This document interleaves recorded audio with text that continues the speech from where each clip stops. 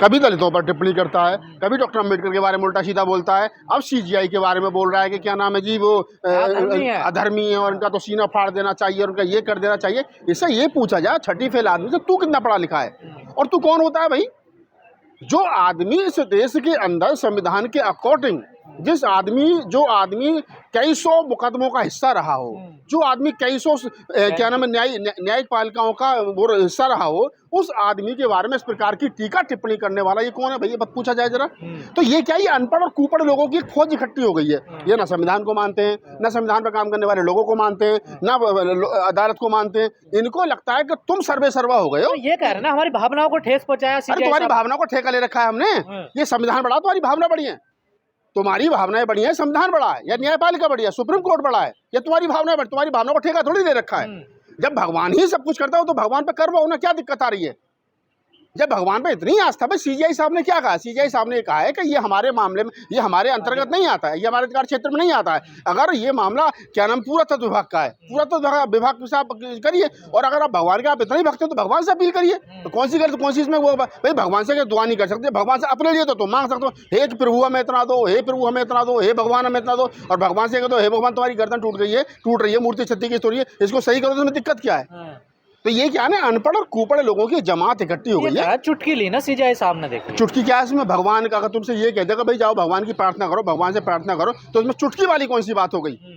कौन सी चुटकी वाली बात हो गई इसमें? आचार्य जैसे लोगों पर कार्रवाई क्यों नहीं होती? अरे भाई जब कार्रवाई क्यों होगी? जब सरकार ही सारी की सारी उनकी कदमों में लेट गई हो, बैठ गई हो, सारा काम कर रही हो, तो कौन कार्रवाई करेगा? आप बताओ ना। सीजीआई न्यायपालिका सुप्रीम कोर्ट का चीफ जस्टिस ऑफ इंडिया, कितना बड़ा पद है भाई। राष्ट्रपति के बाद मतलब न्यायपालिका का प्रथम व्यक्ति पूरे देश का। और उस व्यक्ति के बाद में अनपढ़ और कुपढ़ आदमी इस प्रकार की भाषा का इस्तेमाल कर रहा है, कथावाचक, जिसके ऊपर क्या नाम कई जगह मुकदमे हो रहे हैं। अब जमीन हड़पने का मुकदमा हमने पिछले दिनों एक वीडियो चलाया था। तो ऐसे आदमी को बोलने के बाद में भी कोई आदमी नहीं उसके ऊपर ना तो एफआईआर करा रहा है, ना कोई उसके खिलाफ कोई बोल रहा है। तो ये क्या है कि देश के अंदर कहीं ना कहीं एक तबका ऐसा इकट्ठा हो गया है जो ऐसे लोगों का समर्थन कर रहा है। और हम पुरजोर तरीके से कह रहे हैं कि सीजीआई साहब के साथ खड़े हैं और खड़े रहेंगे। क्यों? क्योंकि संविधान के दायरे में सीजीआई साहब की टिप्पणी और वो किसी भी आदमी का अधिकार है। यही वो बाबा कथाबाजी जिसने पहले महिलाओं को लेकर शब्द बोले थे। मैं बता रहा हूँ ना कि ये वही बाबा अनुरुद्धाचार्य जिसने महिलाओं को अपमानित किया था। देश की आधी आबादी महिला किसी भी समाज की आती हो, देश की आधी आबादी महिलाओं को सरेआम मंच लगा करके गाली दे रहे हो, उनको चरित्रहीन बता रहे हो, उनके मतलब दुनिया भर की टीका टिप्पणी कर रहे हो। तो पहले तो महिलाओं को बोलना चाहिए था, महिलाएं नहीं बोली। उसके बाद में इसकी हिम्मत बढ़ गई, जब कोई बोल ही नहीं रहा है तो अब ये सीजीआई साहब के बारे में बोल रहे हैं। साहब दलित है, इस वजह से ज्यादा टारगेट किया जा रहा है। नहीं, सीजीआई साहब दलित नहीं है, सीजीआई साहब बुद्धिस्ट है, अम्बेडकरवादी बुद्धिस्ट है, इसलिए बोला जा रहा है। दलित तो बहुत सारे लोग हैं, दलित तो इससे पहले भी आकर के चले गए, बहुत सारे पदों में घंटा गुजारे हैं। यही सीजीआई जो दलित होने के बाद में अनुरुद्धाचार्य के जाकर चरणों में लेट जाते, वही कथा सुन रहे होते बैठे बैठे, तो कहते हैं कि सीजीआई साहब की जय हो, सीजीआई साहब हमारे जो है अनुरुद्धाचार्य की कथा सुनने के लिए आए।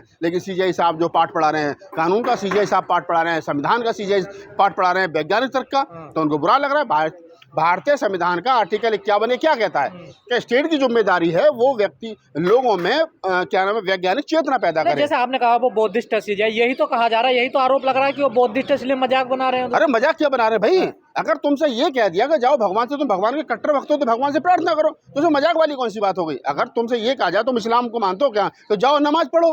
तुम सिख हो तो जाओ गुरु ग्रंथ साहब को मानो। तुम जिस धर्म को मानते हो उस धर्म की तुम्हें पूजा अर्चना करने के लिए कह दिया जाए, तो इसमें कौन सी मतलब मजाक वाली बात है, कौन सी चुटकी वाली बात हो गई? अगर इस सीट पर कोई और होता है सीजीआई गवर्नर, तो क्या ऐसा टारगेट खुली धमकी मिलती? बिल्कुल कहना चाहिए। मैं तो कह रहा हूँ कि सीजीआई बीआर गवर्नर जिस प्रकार का जिस स्टेटमेंट उन्होंने दी है, ऐसी धमकी अगर कोई इनके अलावा कोई दूसरा आदमी होता तो ऐसे धमकी मिलती? देखिए मैं आपको एक बात बता दूं गजेंद्र भाई, ये जो सिस्टम है ना देश का, ये जितने कथावाचक मेढ़के की तरह उछल कूद कर रहे हैं, ये अपने आप को बहुत बड़ा परम ज्ञानी बन रहे हैं, बहुत ज़्यादा बुद्धिमान बन रहे हैं, पता नहीं क्या अपने आप को बन रहे हैं, ये सरकार की सेफे कर रहे हैं। सरकार बदलने तो अगर ये सारे के सारे बिल में ना घुस जाएं, सारे ये महाराष्ट्र में जाकर बोल के दिखा देना।